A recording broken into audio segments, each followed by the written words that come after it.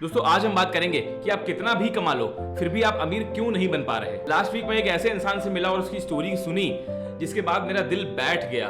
Late me tell you that story. मेरी salary 1.3 lakh rupees per month है। मुझे अपने भाई से हर महीने 40,000 रुपए मिलते हैं और मम्मी की पेंशन से भी 20,000 रुपए मिल जाते हैं। Yet I have loans of 25 lakhs जो मैंने फैमिली से बोरो किए हुए हैं। 12 लाख का क्रेडिट कार्ड डेट, एक पर्सनल लोन जिसकी EMI 66,000 रुपए है और एक होम लोन जिसकी EMI 40,000 रुपए है। Despite earning 1.9 lakh rupees a month, I don't know how to repay these loans. और आज की डेट में ये किसी एक इंसान की नहीं बल्कि हजारों लाखों लोगों की इंडियंस की सच्चाई है। Good income but terrible financial situation. मैं हूं आयुष और इस वीडियो में हम बात करेंगे 5 डेडली मिस्टेक्स के बारे में जो आपको गरीब बनाती ही जा रही हैं, फिर चाहे आपकी इनकम कितनी भी हो। And by the end of this video you will have a clear plan to fix each of these mistakes. Number 1, understanding the problem. Mistakes पर जाने से पहले यह समझना जरूरी है कि ऐसा आखिर होता क्यों है। India's economy has transform drastically in the last decade. जो इनकम, जो सैलरी जैसे कि 50,000 रुपए पर मंथ जो पहले डिसेंट मानी जाती थी, आज के टाइम पे वो फ्रेशर्स की स्टार्टिंग सैलरी है। क्रेडिट या लोन्स पहले से बहुत ज्यादा इजीली एक्सेसिबल है, जैसे कि क्रेडिट कार्ड या फिर बाय नाउ पे लेटर जैसे ऑप्शंस। लेकिन on the other hand financial education बढ़ती इनकम के साथ नहीं बढ़ी। मैं इनफैक्ट ऐसे लोगों को भी जानता हूं जो 25 साल के हैं और 80,000 रुपए महीने का कमा रहे हैं, बट उनके लिए आज 8,000 रुपए बचाना भी बहुत मुश्किल हो रहा है। इनफैक्ट उसके लिए भी उनके पास प्रॉपर रीजंस और लॉजिक्स हैं और उसका नतीजा a generation of rich poor people, high income but negative network. मैंने खुद मनी, पर्सनल फाइनेंस, इन्वेस्टिंग पे हंड्रेड्स ऑफ आर्टिकल्स, रिपोर्ट्स और रिसर्चेस को स्टडी किया है और 5 कोर फाइनेंशियल मिस्टेक्स को आइडेंटिफाई किया है जो आपको आगे बढ़ने ही नहीं देंगी अपनी जर्नी में, regardless of your income level. फिर चाहे आप 30,000 रुपए महीने का कमा रहे हो या 3 लाख रुपए महीने का, ये गलतियां आपको आगे बढ़ने और वेल्थ बिल्ड करने से रोकती रहेंगी। आइए आज उन मिस्टेक्स को समझते हैं। Number 1, unnecessary spending habits. पहली और सबसे ऑब्वियस गलती है फिजूल खर्ची। अब मैं तो ये डिफाइन नहीं कर सकता कि फिजूल आपके लिए क्या है, ये सिर्फ आप ही डिफाइन कर सकते हैं, लेकिन इसे आइडेंटिफाई करने का एक सिंपल सा तरीका है। सिर्फ 1 महीने तक अपने सारे एक्सपेंसेस को ट्रैक करिए, छोटे से लेके बड़े एक्सपेंसेस तक। इनफैक्ट जब मैंने अपना करियर शुरू किया था, मैं अपने हर छोटे बड़े एक्सपेंसेस को ट्रैक करता था, फिर चाहे वो 5 रुपए का समोसा हो या 10 रुपए के गोलगप्पे। और इसी हैबिट ने मुझे अपने पैसों पे कंट्रोल दिया। और जब लोग ये एक्सरसाइज करते हैं तो शॉक रह जाते हैं। वो 15-20 हजार रुपए से ज्यादा शायद फूड डिलीवरीज पे खर्च करते हैं, घर पे प्रॉपर वर्किंग किचन होने के बावजूद। उनकी ऑनलाइन शॉपिंग 6-8 हजार रुपए हर महीने का एड ऑन करती है, वो भी उन चीजों पे जो शायद वो बेयरली यूज करते हैं। और फिर वो 5-7 अननेसेसरी सब्सक्रिप्शंस भी लेके रखे हैं जिन्हें वो शायद कभी कभार यूज करते होंगे। अब प्रॉब्लम ये नहीं है कि आप खर्च कर रहे हैं, प्रॉब्लम ये है कि आप अनकॉन्शियसली खर्च कर रहे हैं। आपको याद ही नहीं रहता है कि पैसे एक्चुअली में गए कहां। अब इसके लिए आपको सिंपली क्या करना चाहिए, कोई मनी मैनेजमेंट का ऐप डाउनलोड कर लीजिए या सिंपल अपनी नोटबुक पे ट्रैकिंग स्टार्ट करिए। और सबसे इजीएस्ट प्रोसेस है एक सिंपल एक्सेल शीट से स्टार्ट करिए। पहले 30 दिन तक हर एक्सपेंस को ट्रैक करिए और मंथ एंड पे अपनी सारी स्पेंडिंग्स को कैटेगराइज करिए नीड्स, वांट्स एंड इन्वेस्टमेंट्स में। और ऐसे एक्सपेंसेस को आइडेंटिफाई करिए जिसे without compromising on your lifestyle आप इजीली कट डाउन कर सकते हैं। अब याद रखिए, मैं आपको साधु संत बनने के लिए नहीं कह रहा हूं। Enjoy your life but conscious decisions के साथ, जहां पे आपको पता हो कि आपका पैसा कब, कहां और कितना खर्च हो रहा है। मुझे कमेंट में बताइए, क्या आज से पहले आपने कभी अपने एक्सपेंसेस को ट्रैक किया है? और अगर किया है तो सबसे शॉकिंग डिस्कवरी कौन सी हुई थी उस time? Mistake number 2, never ending payment. दूसरी सबसे बड़ी गलती है कभी ना खत्म होने वाली पेमेंट साइकिल में फंस जाना। क्रेडिट कार्ड्स बहुत अमेजिंग टूल है अगर इसे सही से यूटिलाइज किया जाए तो, बट ज्यादातर लोग इसे गलत ही तरीके से यूज करते हैं। वो या तो सिर्फ मिनिमम ड्यूज पे करते हैं या फिर अपनी पेमेंट्स को मिस कर देते हैं जिसपे उन्हें फीस देना पड़ता है। और वो इमरजेंसी एक्सपेंसेस पे क्रेडिट कार्ड यूज करते हैं बिना किसी रीपेमेंट प्लान्स के। इनफैक्ट कई लोग तो क्रेडिट कार्ड को एक एक्स्ट्रा फ्री सैलरी के तरीके यूज करने लग जाते हैं। वो तो मेरी नजर में भाई सबसे बड़े गधे हैं। क्या आपको आइडिया भी है कि आप एक क्रेडिट कार्ड पेमेंट मिस करते हैं तो उस पर क्या होता है? 3.5 से 4% का इंटरेस्ट लगता है। और ये इंटरेस्ट एनुअली नहीं है बल्कि 3.5-4% मंथली इंटरेस्ट, यानी कि अप्रोक्सीमेटली 45 to 50% का एनुअल इंटरेस्ट। अब इसको एक छोटे एग्जांपल से समझते हैं। अगर आज आप अपने क्रेडिट कार्ड पे 1 लाख रुपए स्पेंड करते हो और उसका पेमेंट्स में सिर्फ मिनिमम ड्यूज अमाउंट पे करते रहते हो, तो आपको इस 1 लाख के अमाउंट को क्लियर करने में 6 साल लग जाएंगे।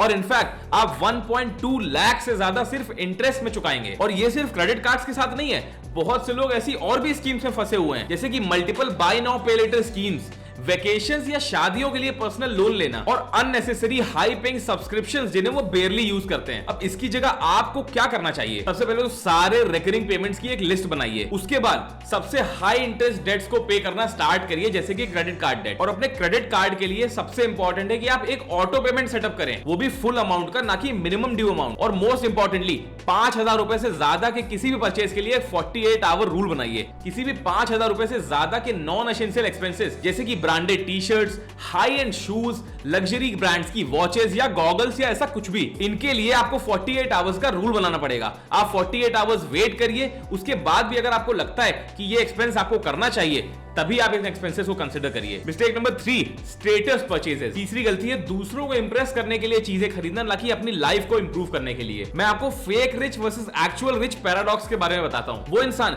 जो 80-90% लोन पे लेके BMW चला रहा है, उस इंसान से कम वेल्दी है जो शायद एक मॉडेस्ट कार चला रहा है बट बिना किसी डेट के। डिफरेंस, एक एसेट्स बिल्ड कर रहा है, दूसरा लायबिलिटीज एक्यूमुलेट कर रहा है। इंडिया में हम स्टेटस दिखाने के लिए कल्चरल ऑब्सेशन रखते हैं, जैसे कि high and luxury cars EMI पे लेना, ब्रांडेड क्लोथ्स जो हम अफोर्ड भी नहीं कर सकते, या फिर अपने गैजेट्स और फोन्स को हर साल अपग्रेड करते जाना। मेरा एक दोस्त है जिसकी सैलरी 75,000 रुपए महीने की है और वो खुद को बहुत शौकीन मानता है, क्योंकि वो हर साल नया फोन अपग्रेड करता है जो वो नो कॉस्ट EMI पे लेता है। वो हर दूसरे महीने ट्रिप्स पे जाता रहता है और अब तो उसके पास 30 लाख की एक हाई एंड कार भी है जो उसने EMI पे ली है। और इन सबकी EMI मिला के सिर्फ 50-55,000 रुपए की EMI है, जो उसकी सैलरी के 65% से भी ज्यादा है। और अब वो हर महीने के एंड तक आते आते अपने एक्सपेंसेस को मीट करने के लिए क्रेडिट कार्ड डेट जैसे जुगाड़ ढूंढता रहता है। This math simply doesn't work. आप कभी वेल्थ बिल्ड कर ही नहीं सकते अगर आप साइमल्टेनियसली वेल्दी दिखने पे फोकस करते रहोगे तो। वॉरेन बफेट, जिनकी नेटवर्थ आज $100 बिलियन से भी ज्यादा है, वो आज भी उसी घर में रहते हैं जो उन्होंने 1958 में $32,000 में खरीदा था। अब अपनी सिचुएशन के लिए आपको क्या करना चाहिए? सबसे पहले कार खरीदने के लिए 1:1 रूल फॉलो करिए।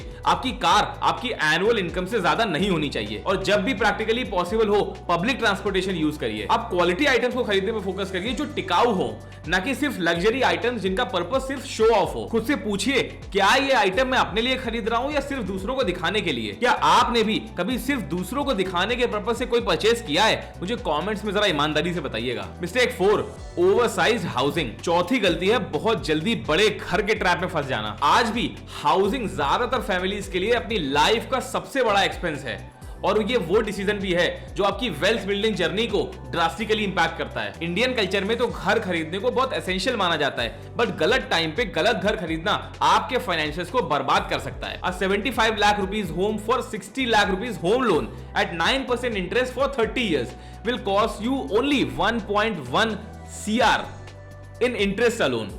That is almost twice the loan amount. यहाँ इसमें सबसे कॉमन मिस्टेक्स कुछ ये होती हैं। अपनी फाइनेंशियल स्टेबिलिटी से पहले ही घर खरीद लेना या अपनी जरूरत से ज्यादा बड़ा घर खरीद लेना। आपको शायद 1 या 2 BHK की जरूरत है, पर आपने बहुत आगे फ्यूचर का सोच के 3 या 3+1 BHK घर खरीद लिया। अब EMI को कम करने के लिए टोटल इंटरेस्ट का टेन्योर बढ़ाना, जिससे आपके इंटरेस्ट का अमाउंट बढ़ता ही जाता है। और फिर अननेसेसरी एक्सपेंसेस के लिए अपनी होम की इक्विटी को यूज करना। अब मैं ये बिल्कुल नहीं कह रहा हूं कि आप घर मत खरीदिए, बस मैं ये कह रहा हूं कि थोड़ा सा स्ट्रैटेजिक बनिए। अब आपको इस सिचुएशन में क्या करना चाहिए?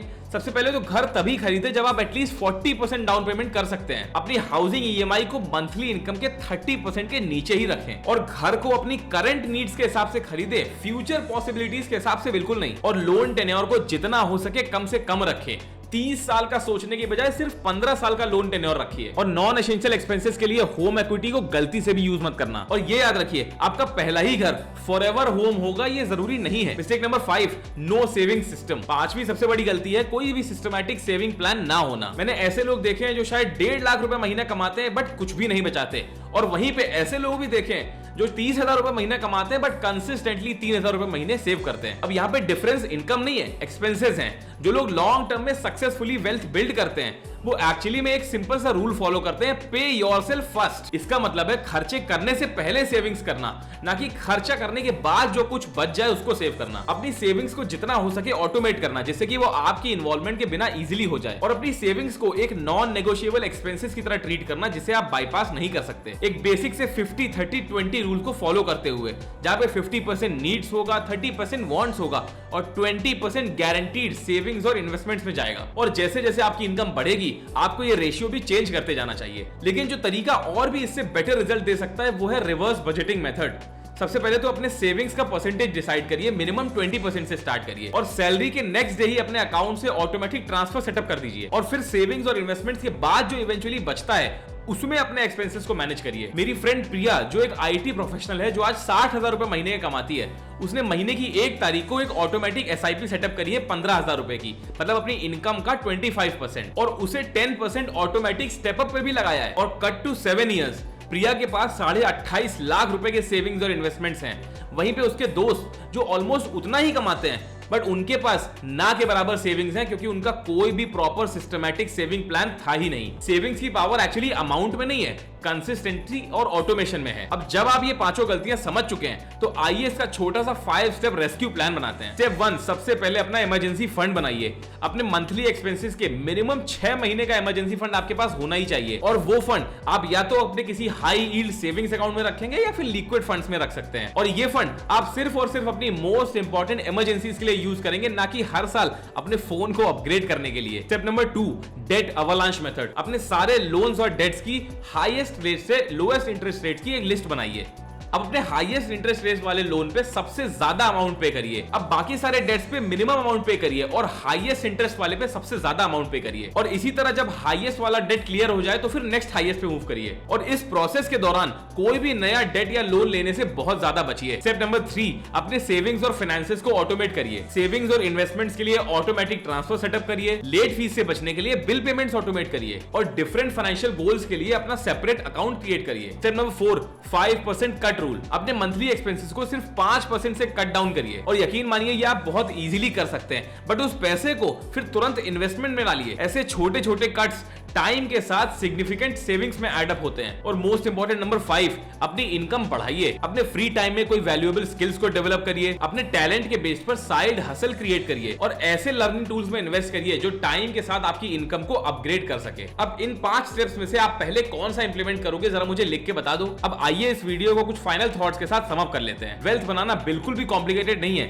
बट इसमें हाई इंटेंशन और डिसिप्लिन चाहिए। जो गलतियां हमने आज डिस्कस करी हैं वो ज्यादातर इंडियंस को पूरी लाइफ के लिए high income but low wealth cycle में फंसा के रखती हैं। याद रखिए, अपनी स्पेंडिंग को ट्रैक करिए, हाई इनकम डेट्स को एलिमिनेट करिए। सिर्फ स्टेटस के लिए नहीं बल्कि वैल्यू के लिए चीजों को खरीदिए। अपनी हाउसिंग के डिसीजंस को लेकर थोड़ा स्ट्रैटेजिक बनिए और अपनी सेविंग्स और इन्वेस्टमेंट्स को जल्दी से जल्दी ऑटोमेट करिए। अगर आप भी कहीं ना कहीं इस वक्त डेट से स्ट्रगल कर रहे हैं तो परेशान होने की बात नहीं है। अपनी फाइनेंशियल जर्नी में थोड़े सेटबैक्स तो आते हैं, बट मोस्ट इंपॉर्टेंट ये है कि आप उन सेटबैक्स को कैसे टैकल करते हैं और अपनी हैबिट्स को कैसे चेंज करके अपनी लाइफ को ट्रांसफॉर्म कैसे करते हैं। वेल्थ एक्चुअली दिखावा करने के बारे में नहीं है, बल्कि एक्चुअल वेल्थ एक्चुअली में फ्रीडम, सिक्योरिटी और पीस ऑफ माइंड के बारे में है। और वो जर्नी आज से शुरू होती है, उन डिसीजन से जो आप आज ले रहे हैं कल के लिए। आज का वीडियो आपको कैसा लगा मुझे कमेंट में जरूर बताइएगा। और अगर इस वीडियो से कहीं भी आपको थोड़ी भी अपनी फाइनेंशियल मिस्टेक्स को समझने में हेल्प मिली है तो इस वीडियो को लाइक करके किसी ऐसे फ्रेंड के साथ शेयर करिएगा जिसे शायद आज उन स्टेप्स को जानने और समझने की जरूरत है। सब्सक्राइब करके बेल आइकन दबाना बिल्कुल मत भूलना, जिससे आगे आने वाले वीडियोस से भी प्रैक्टिकल फाइनेंशियल विजडम और गाइडेंस आपको मिलती रहे। अगली बार मिलने तक स्टे फाइनेंशियली वाइज।